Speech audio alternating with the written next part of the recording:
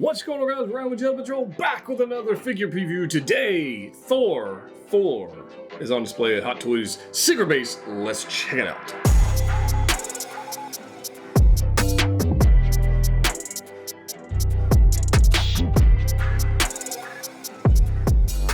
That's right, guys. Ryan back with another video today. We're going to take a look at the newly announced Thor 4 God figure of freaking epicness, I guess, if you want to say that. Obviously, we haven't seen the film yet, but the figure looks freaking amazing. So shout out to Pop Collectibles for going to Secret Base and get these photos for us so we can take a look at the unedited, unphotoshopped, surreal photos of the actual figure. I'm pretty excited about that. Which begs the question, I'm going to say it again. I know I've said it in previous videos. I'm going to say it again. The movie has not been released, and we've seen a figure. Spider-Man No Way Home's been out for 6 damn months. No Spider-Man figures. Hot Toys. What the hell? Get on the ball. Let's take a look at this figure, guys. We've got photos up close and personal of Thor from Secret Base, and it looks epic. I'm going to zoom in here because this figure, you know, generally Thor figures, and there will be, I can already tell you there's going to be some issues with this particular figure, so just bear with me on that.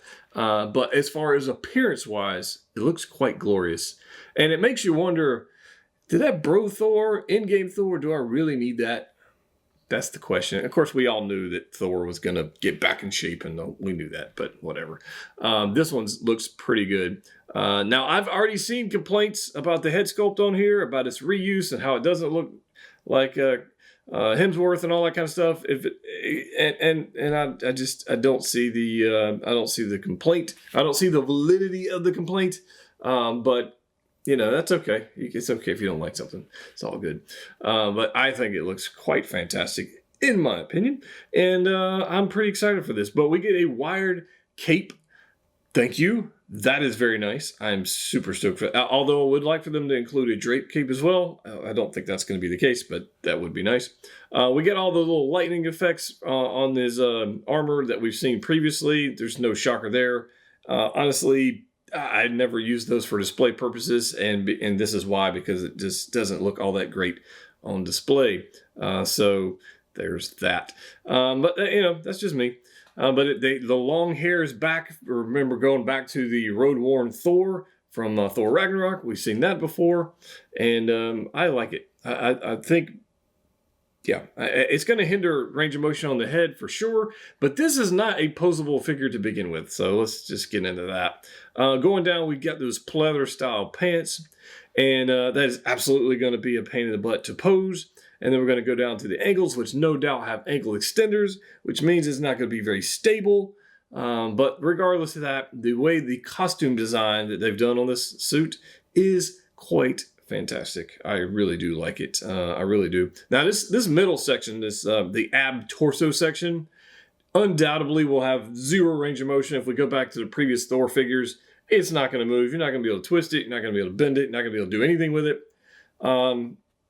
But, you know, that's typical Thor. Thor is not a figure that just doesn't pose very well, honestly. But it doesn't mean you can't get him in good poses, but generally not the most fun figure to pose. But this one actually has the looks for sure. So let's back out of this zoomed in look, and let's go to the next photo, which is going to be a little closer in on the armor. So I do want to zoom in on this armor a little bit. And you can see like the gold and then the blue and like the rivets he's got going on the top part of the blue, and just the different textures and different paint applications they've got going on here, I think look pretty sick. I'm going to assume there's a light up function where these lightning pieces are, because we've seen that with the previous Thor figures, the previous two Thor figures, three. So I'm going to assume those light up, which means the battery compartment in the torso is going to kill the range of motion. So that's why I brought that up earlier. Definitely happened with in-game Thor, and definitely happened with Infinity War Thor, for sure. But here's a little closer look at this head sculpt. Woo. He looks serious. Now, interesting enough, he's got two of the same color eye again. So that's, you know, a little throwback to that, if you know what I'm talking about from Infinity War. Yeah, I think it looks pretty stinking good. It's got a little scar action going on at the top of his head. This is kind of where that eye thing was kind of going through there. So they left that, which is interesting. Yeah, I kind of dig it. Kind of dig it. What are you guys thinking about this thing? Are you hyped for the movie? I have been staying away from the trailers for the most part, although we know we're going to get a Jane Thor, but I'm still pretty excited for the film. And of course, seeing all the other characters they're going to introduce. And Korg's going to be back. That's going to be pretty sweet. So, I mean, yeah. Anyways, paint applications look great. I dig this very, very much. So let's go on to the next part. This is going to be the head sculpt. There's a couple of photos of the head sculpt because I thought you guys might want to see it from different angles. And then we can decide, hey, is this a accurate representation or is it not? You know, you can kind of make that decision for yourself. This one I think looks pretty good. I think the blonder style hair is throwing me off just a touch. It might be a touch light or maybe a touch orange. I'm not complaining about it, but it definitely it's lighter than previous ones, so we'll go with that. But it doesn't mean it's bad. The beard, I think they did a good job with that. Here's another angle. Yeah, see, I think that's pretty good. I think that's pretty good sculpt. But you guys can let me know in the comment section down below. And there we go again. So again, we haven't seen the film. Keep that in mind. Haven't seen the film. So we don't know how much weight he's actually put on and what he looks like on screen, on camera.